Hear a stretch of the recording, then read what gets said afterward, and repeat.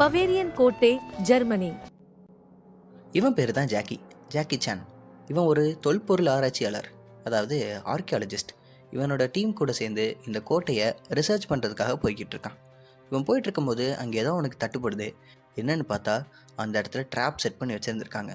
ரொம்ப காலத்துக்கு முன்னாடி கட்டின கோட்டை அப்படிங்கிறதுனால பாதுகாப்புக்காக ஏகப்பட்ட தடைகள் இருக்குது. இந்த தொப்பிக்காரன் சரியான ஆர்வ கோளாறு போல ரொம்ப வாய் பேசிகிட்டு இருக்கான். ஒரு வழியாக அங்கே இருக்க தடைகள்லாம் தாண்டி ஒரு பெரிய கதவை திறந்து உள்ளுக்குள்ளே போகிறாங்க. அங்கே போனால் ஏகப்பட்ட தங்கங்களாக இருக்குது. முட்டாளாக இருக்கவங்கெல்லாம் அந்த தங்கத்தை எளிதாக தொட்டுருவாங்க. நீங்கள் யாரும் அதை தொட்டுறாதீங்கன்னு ஜாக்கி சொல்ல போகும்போதே அந்த கிறுக்கன் தொட்டுட்டான். தங்கத்தை தொட்ட உடனே அந்த இடம் அப்படியே இடிஞ்சு விழுக ஆரம்பிக்குது. தேவையா, எல்லாம் ஓடுங்க. ஜாக்கி எல்லாரையும் வெளியே அனுப்பிட்டு அவன் தப்பிக்க போகும்போது அவனால் தப்பிக்க முடியலை. கொஞ்ச நேரத்துலேயே அங்கேருந்து நிறைய அம்புகள் வந்து ஜாக்கியை தாக்க ஆரம்பிக்குது. தப்பிக்கிறதுக்காக தூரத்தில் ஒரு கேடயம் கிடக்கு. அதை எடுத்து அவன் கையில் வச்சுக்கிறான். கீழே இருந்து எவ்வளோ ஹைட்டுக்கு ஈஸியாக தாவறான் பாருங்களே. இவனுக்கு மார்ஷியல் ஆர்ட்ஸ் தெரியும் போல். மேலேருந்து ஜம்ப் பண்ணி எப்படியோ ஒரு ஹோல் வழியே எஸ்கேப் ஆகி வெளியே வந்துடுறான் உயிரோட. இங்கே நடக்கிற எல்லாத்தையுமே வெளியில் பைனோகுலர் வச்சு ஒரு 2 பேர் பார்த்துட்ருக்கானுங்க. ஒரு பக்கம் தலை ஃபுல்லாக முடியே இல்லாத ஒருத்தன், இன்னொரு பக்கம் தலை முழுக்க முடியாக இருக்கவன். யாருடா நீங்கள்? எதுக்குடா இவனுங்களை ஃபாலோ பண்ணுறீங்க?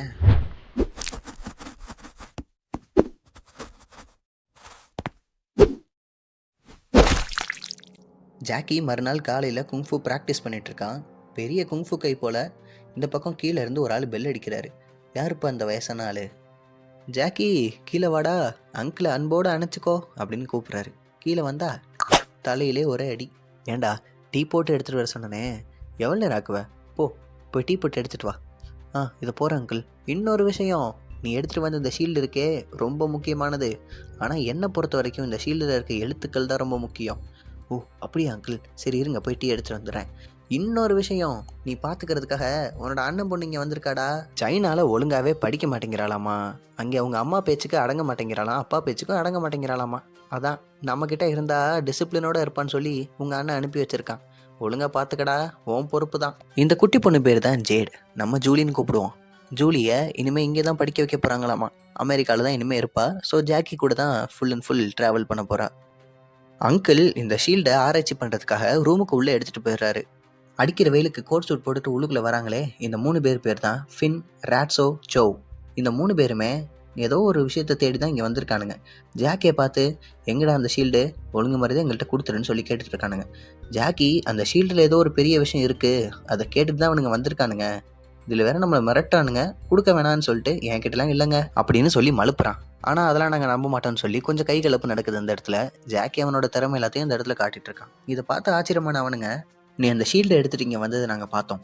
சாயந்தரம் 6 மணிக்குள்ளே அந்த ஷீல்டை கொண்டு வந்து கொடுக்கலனா நீ உயிரோடவே இருக்க முடியாதுன்னு சொல்லி மிரட்டுறானுங்க. அங்கிள் கரெக்டாக வெளியே வந்து, டே ஜாக்கி அந்த ஷீல்டு முக்கியமான விஷயமே கிடையாதுரா அப்படின்னு சொல்கிறாரு. அதுக்குள்ளே ஜாக்கி வெளியே போயிடுறான். அவனுங்க கார் எடுத்துகிட்டு கிளம்பி போயிட்டுருக்கானுங்க. இவன் மரம் ஏறி தாவர குரங்கு மாதிரி பில்டிங் விட்டு பில்டிங் தாவி தாவி அவனுங்களை ஃபாலோ பண்ணிகிட்ருக்கான்.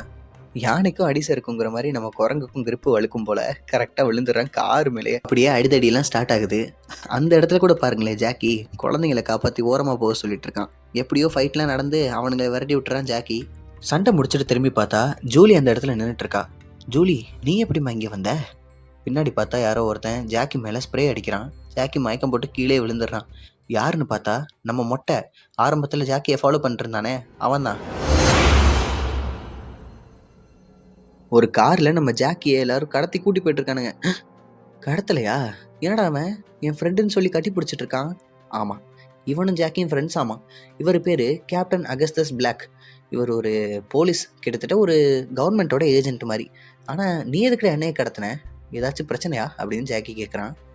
அமெரிக்காவில் ஏகப்பட்ட குற்றங்களை நடந்துட்டு வருது. அதில் முக்கால்வாசி குற்றங்களை பண்ணுறது தி டார்க் ஹேண்ட் அப்படிங்கிற கும்பல் தான். இவங்க ரொம்பவே கொள்ளையடிச்சிட்டு வரானுங்க. அது மட்டும் இல்லாமல் இப்போ ரீசெண்டாக நிறைய ஆர்டிஃபேக்ட்ஸை திருடுறதுக்கு ட்ரை பண்ணுறானுங்கன்னு சொல்லி எங்களுக்கு ஒரு தகவல் வந்திருக்கு. அதனால் செக்ஷன் 13 ஒரு சீக்ரெட் ஏஜென்சியை நாங்கள் உருவாக்கி அதன் மூலமாக அவங்கள பிடிக்கிறதுக்காக நாங்கள் பிளான் பண்ணிகிட்ருக்கோம். அதுக்கு நீ ரொம்ப ஹெல்ப் பண்ணணும் ஜாக்கி, பிகாஸ் ஆர்டிஃபேக்ட்ஸ் பற்றி உனக்கு தான் நிறைய நாலேஜ் இருக்குது அப்படின்னு சொல்லி நம்ம கேப்டன் பிளாக் ஜாக்கிட்ட சொல்கிறாரு. ஆனால் ஜாக்கி எனக்கு இதெல்லாம் பிடிக்காது, எனக்கு வயலன்ஸே சுத்தமாக வராது, நீங்கள் வேறு அவனுங்க பெரிய கேங்குன்னு சொல்கிறீங்க. இப்போ எங்கள் ஃபேமிலியில் புதுசாக ஜேடுன்னு சொல்லி ஒரு பொண்ணு வேறு ஜாயின் பண்ணியிருக்கா, என்னால் எதையும் ரிஸ்க் பண்ண முடியாதுன்னு சொல்லி அவன் கேபுக்கு புக் பண்ணுறதுக்காக ஓரமாக போய் அங்கே இருக்க ஒரு பூத்தில் கால் பண்ணுறதுக்காக போய் நிற்கிறான். அங்கே இருக்க பட்டனை ப்ரெஸ் பண்ண உடனே அந்த பூத் உள்ளுக்குள்ள அவனை இழுத்துட்டு ஏதோ ஒரு இடத்துக்கு கூட்டிட்டு போகுது. பார்த்தா நம்ம கேப்டன் பிளாக் இவ்வளவு நேரம் சொல்லிட்டு இருந்த அந்த செக்ஷன் 13 அங்கே தான் இருக்கு. ஜாக்கியை கூட்டி போய் கேப்டன் பிளாக் காட்டுறாரு. இவ்வளவு பெருசா இருக்கு, இதுதான் செக்ஷன் 13. இது அண்டர் கிரவுண்ட்ல சீக்கிரட்டா நடக்கிற ஒரு மிகப்பெரிய ஆப்ரேஷன். நம்ம யூஎஸ்எல் நடக்கிற நிறைய கிரிமினல் ஆக்டிவிட்டீஸை ஃபாலோ பண்ணி அங்கே வேலை செய்கிற எல்லா கிரிமினல்ஸுமே நம்ம தூக்கணும். அதுதான் நம்மளோட மெயினான வேலை. பட் டார்க் ஹேண்டுங்கிற கும்பல் தான் ரொம்ப அதிகமாக வேலை பார்த்துட்டு இருக்கானுங்க. அவனுங்களை அரெஸ்ட் பண்ணணும்.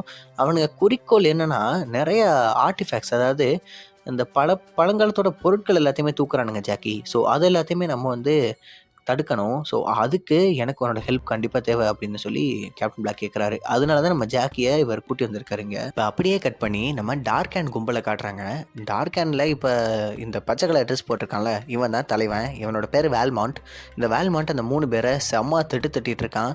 ஏண்டா ஒருத்தவங்க எல்லாரையும் அடிச்சிட்டான்னு சொல்லிட்டு இருக்கீங்க, வெக்கமா இல்லையா? உங்கள்கிட்ட அவ்வளோ எக்யூப்மெண்ட்ஸ் கொடுத்து அனுப்புனானே, அடி வாங்கிட்டு வந்திருக்கீங்க அப்படின்னு சொல்லி திட்டிட்டு இருக்கான்.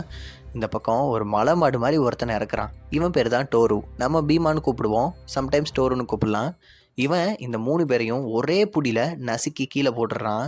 இவ்வளவு நேரம் நம்ம வேல்மாண்ட்டுக்கு பின்னாடி இருந்தது ஒரு சாதாரண சிலைன்னு நினச்சிட்டு இருந்தோம். ஆனால் அது சாதாரண சிலை இல்லை, அது பேச ஆரம்பிக்குது. அது என்ன சொல்லுதுன்னா, எனக்கு உடனடியாக அந்த ஷீல்டு வேணும், உன்னோட ஆட்கள்லாம் ரொம்ப மட்டியாக இருக்கானுங்க, அவனுங்கெல்லாம் அதை போய் எடுத்துகிட்டு வர மாட்டானுங்க, அதனால நான் உன் கூட என்னோட ஆட்கள் ஒரு சில பேர் அனுப்புகிறேன்னு சொல்லி கருப்பு கலர் ட்ரெஸ் போட்ட நிஞ்சா சில பேர் அனுப்புது. இவங்களுக்கு பேர் தான் ஷேடோ கான்ஸ் அப்படின்னு அதுவே சொல்லுது. ஸோ இவங்களோட உதவியோட இந்த பெரிய மலமாடாக இருக்க டோருவே அனுப்பி வை, அவன் போய் எடுத்துகிட்டு வந்துடுவான்னு சொல்லி இந்த சில ஐடியா கொடுக்குது. அதை சொல்லி இந்த வேல்மாண்ட் கேட்டுட்டு இருக்கான். என்ன நடக்குதுன்னே சுத்தமாக புரியலை இங்கே. ஜாக்கியை கேப்டன் பிளாக் கன்வின்ஸ் பண்ண பார்க்குறாரு. ஜாக்கி ஆனால் ஒத்துக்கவே மாட்றான். எனக்கு தெரியுதுப்பா, நான் ஒரு ஆர்கியாலஜிஸ்ட் தான், என்னால் வயலன்ஸ் எதுவுமே ஈடுபட முடியாது. ஆனால் உனக்கு என்னோட உதவி தேவைப்படும் போது நான் என்னோட ஸ்டடீஸ் ரீதியாக உனக்கு கண்டிப்பாக பண்ணி கொடுக்குறேன். ஆனால் மிகப்பெரிய கும்பல்லாம் எதுக்கிறதுக்காக இந்த செக்ஷன் 13 எல்லாம் சேர முடியாது அப்படின்னு சொல்கிறான். ஸோ இதை வச்சு நமக்கு தெரியுது ஜாக்கி பிரச்சனையை வேணும்ட்டே போய் சீண்ட மாட்டான், பிரச்சனை வந்து அவாய்ட் பண்ணுவான் அப்படிங்கிற மாதிரி தெரியுது. இவங்க 2 பேரும் பேசிட்டு இருக்கும் போதே சூறாவளி மாதிரி ஒரு பொண்ணு ஸ்கூட்டியில் ஜாக்கியை பிடிச்சி இழுத்துட்டு கூட்டிட்டு போறா. யாருன்னு பார்த்தா நம்ம ஜூலி தான். நம்ம ஜூலியை பொறுத்த வரைக்கும் அவள் கண்ணு முன்னாடி கேப்டன் பிளாக் ஜாக்கியை கடத்திட்டு தான் வந்திருக்காருன்னு நினச்சிருக்கா. அதனால தான் இங்கே காப்பாற்றுறதுக்காக ஸ்கூட்டி எடுத்துகிட்டு வந்து அலப்பறையை கொடுத்துட்டு இருக்கா. ஜாக்கி கீழே விழுந்து முதுகே உடஞ்சிருச்சு. கேப்டன் பிளாக் குசும்பை பார்த்தீங்களா, விரலை காட்டி இது எத்தனைன்னு கேட்டுட்டு இருக்கான். கேப்டன் பிளாக் கிட்ட ஜாக்கி சொல்கிறான், ஓகே எனக்கு இது ஃபேராக தான் தோணுது, இந்த மாதிரி நிறைய பேர் குற்றங்கள் பண்ணிட்டு இருக்காங்க, அதுக்கு என்னோட சைட்லேருந்து நான் ஏதாவது ஹெல்ப் பண்ண முடியும்னா நான் கண்டிப்பாக பண்ணுறேன் அப்படின்னு சொல்கிறான் ஜாக்கி. ஸ்டார்டிங்கில் இந்த ஜூலிங்கிற பொண்ணு வாயே திறக்காத மாதிரி காட்டியிருந்தாங்க. இப்போ வண்டி எடுத்துகிட்டு வந்து அலப்புற பண்ணிட்டு ஜாக்கியை காப்பாற்றுறதுக்காக எவ்வளோ எக்ஸ்டென்ட் வரைக்கும் போயிருக்கான்னு பாருங்களேன். ரொம்ப அட்வென்ச்சரஸான பொண்ணு அப்படி மாதிரி காட்டியிருக்காங்க. ஃபியூச்சர் எபிசோட்ஸில் என்ன பண்ணுறாங்கிறத பார்த்தா தான் தெரியும். ஜாக்கி சான் அட்வென்ச்சர்ஸை ஒவ்வொரு எபிசோடையும் நான் 100 தடவைக்கு மேலே பார்த்துட்டேன். இருந்தாலும் உங்களுக்கு ஃப்ரெஷ்ஷாக சொல்கிற மாதிரி சொல்கிறேன், அப்படியே கேட்டுக்கோங்க. ஜூலி இவ்வளோ அட்வென்ச்சரஸாக இருக்கிறதுக்கு ஜாக்கி பயப்படுறான். ஸோ ஜூலிக்கு கொஞ்சம் அட்வைஸ் கொடுத்துட்ருக்கான். இந்த டைமில் நம்ம ஜாக்கிக்கு அங்கிள்கிட்ட இருந்து ஃபோன் கால் வருது. அங்கிள் சொல்கிறாரு, நான் இதை பற்றி முழுசாக ரிசர்ச் பண்ணி முடிச்சிட்டேன், இந்த ஷீல்டு முக்கியமான விஷயமே கிடையாது, இந்த ஷீல்டில் ஒன்றுமே இல்லை அப்படின்னு சொல்லி அங்கிள் சொல்கிறாரு. ஜாக்கி சொல்கிறேன், அங்கிள் அந்த ஷீல்டுக்காக தான் நிறைய பேர் நம்மளை கொல்ற லெவலுக்கு வந்துட்டாங்க அங்கிள், தயவு செஞ்சு அந்த ஷீல்டு முக்கியம் இல்லைன்னு சொல்லாதீங்கன்னு சொல்லும் போதே அந்த இடத்துல டோரு நின்றுறான். அங்கிளோட ஃபோனை பறித்து ஜாக்கி ஒழுங்கு மரியாதையா அந்த ஷீல்டு எங்கே இருக்குன்னு சொல்லி அதை கொண்டு வந்து எங்கள்கிட்ட கொடுத்துட்டு உன்னோட அங்கிளை ரிட்டர்ன் வாங்கிட்டு போயிரு அப்படின்னு சொல்லி வயசானவரை வச்சு கொடுக்கல் வாங்கல் பேசிகிட்டு இருக்கானுங்க. உடனே ஜாக்கி சீக்கிரமாக போயிட்டு அங்கிளோட கடையில் அந்த ஷீல்டு எங்கே இருக்குன்னு தேடிட்டு இருக்கான்.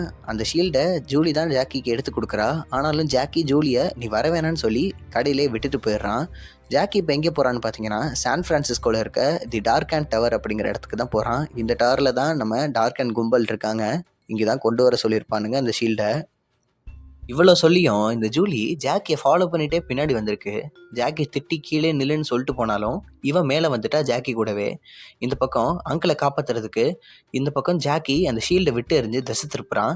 அதை பார்த்துட்டு இருக்க கேப்பில் அங்கிளை ஜூலி கூட்டிகிட்டு இந்த பக்கம் ஓடிடுறா. அந்த ஷீல்டை ஃப்ரிஸ்பி மாதிரி திருப்பி கேட்ச் பண்ணிட்டு ஜாக்கி ஓடலான்னு போகும்போது அந்த இடத்துல ஷேடோ கான்ஸ் எல்லாம் வந்துடுறாங்க. ஸோ இவங்களால சரௌண்ட் பண்ணதுக்கப்புறம் ஜாக்கி அவங்களோட ஒரு ஃபைட் போது, நீ சண்டை போட்டுட்டு நான் கீழே போகிறேன்னு சொல்லி டோரு லிஃப்ட்டில் இறங்கி கீழே போயிட்டுருக்கான். எதுக்குடா கீழே போகிற? அவனுங்க ஜாக்கி மேலே நிஞ்சா பிளேட்லாம் விட்டு எறிகிறானுங்க. ஆனால் ஜாக்கி எப்படியோ தப்பிச்சிடறான், அதை காப்பாற்றிக்கிறான் அவனை அந்த ஷீல்டை வச்சு. பரவாயில்ல, சூப்பராக தான் சண்டை போடுறான், நல்லா சண்டை போடுவான்னு நினைக்கிறேன். அதான் ஸ்டார்டிங்லேயே குங்ஃபூ பண்ண மாதிரி காட்டினாங்க போல். இப்போ ஜாக்கி ஒரு எட்ஜுக்கு வந்துட்டான், கீழே விழுக போகிறான், என்ன பண்ண போகிறான் அப்படின்னு தெரில. இந்த டைமில் அவன் கையில் இருந்த ஷீல்டை கீழே நிற்கிற அங்கிள் ஜூலிகிட்ட தூக்கி விட்டு எறிஞ்சிடறான். அங்கிளும் ஜூலியும் அழகாக கேட்ச் பிடிச்சிடுறாங்க. ஆனால் இந்த பக்கம் பின்னாடி நம்ம டோரு நின்றுட்டு இருக்கான். சரி இந்தாப்பா நீயே வச்சுக்க அப்படின்னு சொல்லி அவன்கிட்ட ஷீல்டை கொடுத்துட்றாங்க. போச்சு எல்லாம் போச்சு, இவன் நேரம் சண்டை போட்டதெல்லாம் வேஸ்ட்டா, உசுரை கொடுத்து சண்டை போட்டானேயா ஜாக்கி, அழகாக தூக்கி டோருட்ட கொடுத்துட்டீங்களே. இந்த பக்கம் ஷேடோ கன்ஸு ஒரு பாம்பு போட்டு மறைஞ்சு போயிடறானுங்க. அவனுங்க சாதாரண மனுஷனுங்க மாதிரி இல்லை. என்ன பண்ண போகிறானுங்கன்னு தெரில ஃபியூச்சர் எபிசோட்ஸில். இப்போ நம்ம கேப்டன் பிளாக் அவரோட டீமோட ஹெலிகாப்டரில் வந்து இறங்குறாரு. போலீஸ் தான் கரெக்டாக கடைசி நேரத்தில் வந்து அரைவாகிறாரு பாருங்க. ஜாக்கி சொல்கிறான், போச்சுங்க எனக்கு ரொம்ப வருத்தமாக இருக்குது, நான் இவ்வளோ சண்டை போட்டு இவ்வளோ கஷ்டப்பட்டோம், ஆனால் கெட்டவன் கைக்கு அந்த ஷீல்டு கிடச்சிருச்சு அப்படின்னு சொல்கிறான். அங்கிள் தலையிலே ஒரு அடி அடிக்கிறாரு. டேய் நாங்கள் எத்தனை தடவை சொல்கிறது, அந்த ஷீல்டு இம்பார்ட்டன்ட் கிடையாது, அதுக்கு நடுவில் இருக்க ஒரு விஷயம் தான் இம்பார்ட்டன்ட் அப்படின்னு சொல்கிறாரு. அப்படியே கட் பண்ணி இந்த பக்கம் நம்ம வேல்மார்ட்டை காட்டுறாங்க. வேல்மார்ட்டுக்கிட்ட டோரு இந்த ஷீல்டை போய் கொடுக்குறான். ஷிண்டு அந்த ஷீல்டை பார்த்துட்டு காரி துப்பாத குறையா பேசாமல் ஓடிடு, இல்லை அடியை போட்டு வெளுத்து விட்டுறேன்னு சொல்லுது. என்னன்னு பார்த்தா அந்த ஷீல்டுக்கு நடுவில் ஏதோ ஒரு பார்ட் மட்டும் மிஸ் ஆயிருக்கு. இந்த பக்கம் அப்படியே கட் பண்ணி காட்டுறாங்க. அங்கிள் சொல்கிறாரு, இந்த சைனீஸ் ஜோடியாக்கில் 12 அனிமல்ஸ் இருக்குது, அந்த 12 அனிமல்ஸுமே ஒவ்வொரு மந்திரக்கற்களாக இருக்குன்னு சொல்லி நான் படிச்சிருந்தேன். அதில் ஒரு மந்திரக்கல் தான் அந்த ஷீல்டுக்கு நடுவில் இருந்த அந்த சேவல் மந்திரக்கல். அது ரொம்ப மந்திர சக்தி உடையது, அதுதான் அவனுங்க தேடிட்டு இருக்கானுங்க. அந்த ஷீல்டு முக்கியம் கிடையாது, அதுக்கு நடுவில் இருக்க அந்த மந்திரக்கல் தான் முக்கியம், அந்த டாலிஸ்மன் தான் முக்கியம்னு அங்கிள் சொல்கிறாரு. ஐயோ எப்படி இருந்தாலும் அது போயிடுச்சே நம்மளை விட்டுன்னு ஜாக்கி சொல்லும்போது ஜூலி அவள் கையில் எடுத்து அந்த மந்திரக்கல் எடுத்து காட்டுறா. செம்ம டேலண்டடாக இருக்காப்பா. இப்போ அங்கிள் சொல்கிறாரு, இந்த மாதிரி ஒரு மந்திரக்கலுக்கே இவங்க எவ்வளோ பண்ணுறானுங்கன்னா இன்னும் மீதி இருக்க 11 மந்திரக்கலை கண்டிப்பாக தேடுவானுங்க. அவங்க கைக்கு கிடைக்கிறதுக்கு முன்னாடி நாம் எப்படியாச்சும் இது எல்லாத்தையும் எடுத்துடணும், இல்லைனா கெட்ட சக்தியாகவே இதை மாற்றிடுவானுங்க. அவனுங்கெல்லாம் கெட்டவனுங்க, ஸோ இதை வந்து கெட்ட விஷயத்துக்காக பயன்படுத்துவானுங்கன்னு சொல்லி அங்கிள் சொல்கிறாரு. ஸோ செக்ஷன் 13 இப்போ அங்கிள், ஜாக்கி, ஜூலி இவங்க எல்லாரும் ஒன்றா சேர்ந்து இப்போ இந்த மந்திரக்கற்களை டார்க் அண்ட் கையில் கிடைக்காம என்னென்ன பண்ணுறாங்க அப்படிங்கிறது தான் ஃபியூச்சர் எபிசோட்ஸாக இருக்க போகுதுன்னு நினைக்கிறேன். ஸோ செகண்ட் எபிசோடில் உங்களை பார்க்குறேன்.